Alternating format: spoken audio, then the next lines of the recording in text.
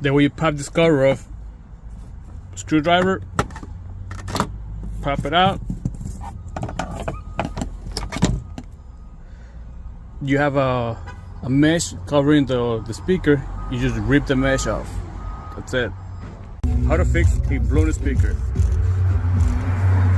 If it has the same rattle noise, which is really annoying, grab a little bit of aluminum foil, put it this way.